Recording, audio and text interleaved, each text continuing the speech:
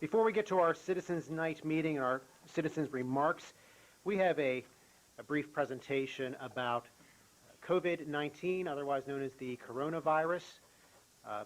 Councilman Poach, who also serves as our Deputy Emergency Management Coordinator, has a presentation on where we're at with that here in the municipality. So, Mr. Poach, please. Thank you, Mayor. And wait till Joe brings everything up for us. Thank you, Joe. So, obviously, if you haven't been on the planet, you've missed the fact that the world is preparing for a potential pandemic outbreak. Let's take a look at a couple of things this evening. First of all, what are we currently facing as a situation? And then in our area, and also what we need to do, in Monroeville, and where our next steps moving forward to do that. So first of all, you're looking at about a 4-hour-old snippet of a dashboard that I keep an eye on as well. It's a little difficult to see. It's smaller. Since I downloaded this and put it at 4 o'clock, there are about another 9 cases added across the world of the outbreak of COVID-19, which is what it's appropriately named for by the WHO. At the moment, we have about 209 cases in the United States, which you can see a little further on down the bottom. So the first thing is there are no reported cases as of this afternoon in Pennsylvania. Personally, I expect that to change at some point. Just from the numbers that's ongoing, it'll happen as well. The numbers are probably going to lend themselves to that type of presentation to it that's in place. But let's put this into context for just a second. This is the current, what you see here, the flu statistics from CDC up through February 22nd here in the United States. This is the flu that we get a vaccine for. This is the annual seasonal flu. It's an H1N1 flu. The vaccine's actually reasonably, despite what rumors or anything, it's reasonably effective that we have this year. It's about in the 48% range, which is actually pretty good from that. So there's been 45 million flu illnesses in the United States, upwards to do that. And you can see the numbers here in the corner, the medical visits, but lower right-hand corner, almost 46,000 flu-related deaths in the U.S. since October to February. So this is still, from that standpoint, much worse in the United States and to be concerned with. So we'll talk about some of the things that we should be doing individually, and also the same things apply to our preparation for COVID-19 to do that. And that's really the piece right here. At the chance to opportunity that anybody picked up an agenda this evening should have the opportunity to pick up a hand sanitizer, all of our group up here. So I'd like everybody to pick up, make sure, right now, go ahead, please, sanitize your hands, because right now you're making the biggest opportunity to stop the spread of any type of viruses in place, seasonal virus. A couple of things we should all be doing, distancing from folks, and if you're sick, stay home. Stay home. Stay home for that. The flu indication is you need to be 24 hours fever-free from that until you're done. So that's your indication, if you in fact have that. I know I personally, and I don't even have Mr. Arasinko to harass, but we sounded all like him a couple of weeks ago from this here. That turned into something I went to my doctor for, and I said, by the way, flu swab me to check. Came up negative, thank heavens. It still didn't improve my voice for some time to do that, but that's what we need to do, is getting vaccinated and stopping the spread. This is going to be the same nature of the problem as it happens right now with COVID-19. Currently this week, literally human trials are starting on the vaccine. They've begun to do that. They don't know if they have them started, ramped up yet, because a lot of people have to volunteer for it to do that. So the potential vaccine, but it's not going to be available for at least probably 10 months on the fastest. What you see nowadays is completely different than the responses to the Ebola outbreak in 2014 to 2016 and the recent Ebola outbreak that was in 2018 to through the end of, well, it's almost over. It's slowed down. They haven't had any cases of that for 6 days now in the Congo, too. So that's been something that's being considered. But the response worldwide and things that are happening, number one, the fast tracking of flu vaccines and countermeasures for it is way faster than they've done. They spread it out in different places. So what else do we need to do? Our next steps in Monroeville to do that. First of all, our government services. Let's plan for that. I spoke with folks at IT. We'll look forward in the next week or two to consider continuity government related issues. What other kind of services we can and cannot do, how it affects department heads, things along those lines. That's the next prudent steps to do that that's in place. Most likely, I can tell you, I've spoken to a couple other emergency managers across the area. I've actually, as recently as the North Huntington counterpart, on my way home this evening, in contact with the city of Pittsburgh folks as well. Law enforcement and public works are probably going to come to work, guys. I mean, from a social, distancing perspective and their interaction, they're going to do that. Interestingly enough, the police department already has PPE kits in their police cars. They've already been issued to them. They have the ability to protect themselves if they're to do that. We'll keep in touch with fire and EMS as well.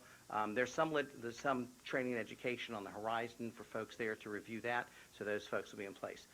Our considerations we'll be facing up is the third bullet point down here, and that's our day-to-day government services, how we can and cannot operate to do that, in place, not in place, distant, remotely, and so on. So those will continue, as well as communication planning with the rest of the community, how we make sure that those things do and do not occur. So those are the next steps for us as a municipality to plan for that. Any other thoughts or suggestions now? Take a couple of questions or thoughts or the discussions. Mayor, I'll cue you as well. Anything else? No, I mean, excellent job, and I think some of the basics are washing your hands, don't touch your eyes, your face. If you're sick, like you said, stay home. Certainly, here in Monroeville, we have our library and our senior center, which are meeting places. We certainly want high attendance at those places. However, if you're not feeling well, please stay home and not spread germs. Yeah. Eric, is it true that the virus can't live outside the body for over 3 days? Oh, it's even less than that one. Right now, the challenge with any of the new coronaviruses, this is the 6th, I believe, one that's discovered from that right now. And the first 4 are accredited cause in the common cold. So somebody probably has it, even as we sit here now, to do that. Apparently, to date, it's kind of a wimp outside of the body. So if we were to sneeze onto the surface for the next couple of minutes, it's probably in case. 2 minutes, maybe a little longer, maybe a little shorter. That's information that's currently ongoing. The challenge has been, what's real and what isn't. I mean, as it began in China early on, obviously getting that information was difficult, and it was difficult for the Chinese government as well. I was going to show a slide that was in the Journal of Foreign Affairs this week, and it showed them doing some social distancing. And the article was like, could this happen in a society like ours? And it showed a police officer with a face mask on, a family with a face mask on, and 2 clear plastic bags over top of them as well. They have a process right now that they use, an application, on your phone that's approved by the health department. If you're out and you don't have the right color, you're not supposed to be out. You're taken into custody. And removed. So the ability to sequester 56 million people is not something easily done in a society. The population of Florida and Georgia say, nope, can't go to the grocery store. We don't see that happening here. I don't see any of those kind of numbers. We have, back on our list, a couple of hundred, in the U.S. We will see one in Pennsylvania, folks. I mean, the numbers are just that. Yeah. It's going to happen. So I know we feel like, I hope it does, and I hope it does, and I hope it doesn't. But it probably will. So occur. A few cases, a couple. The flu is worse right now. So that's we have to keep that into perspective.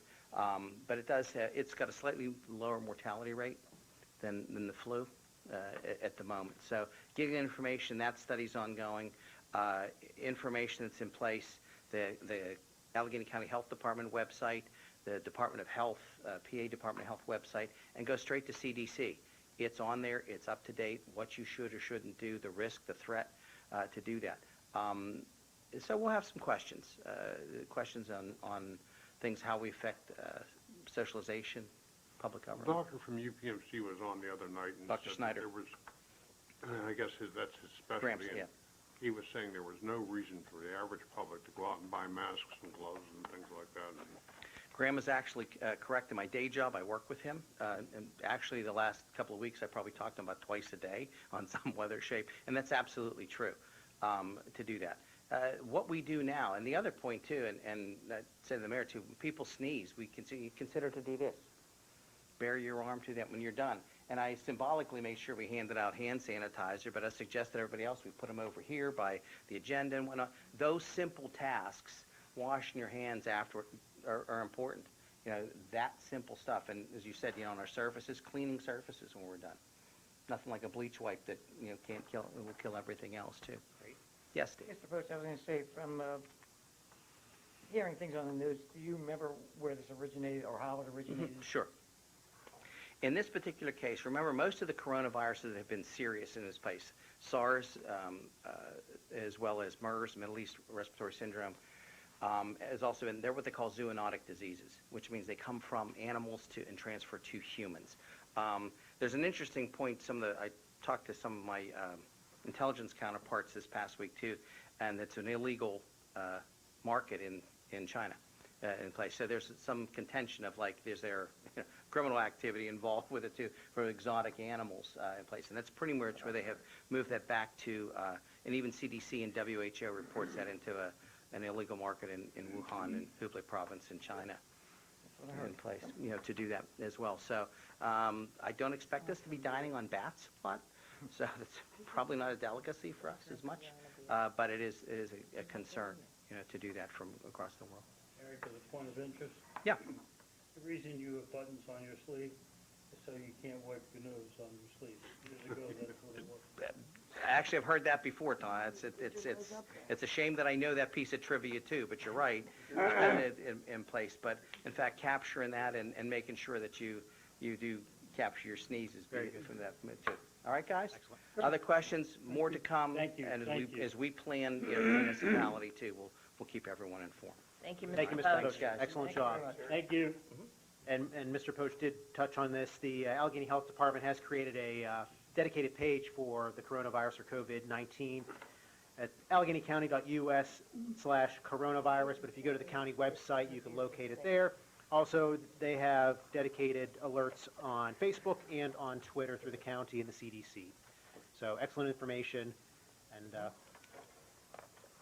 stay tuned.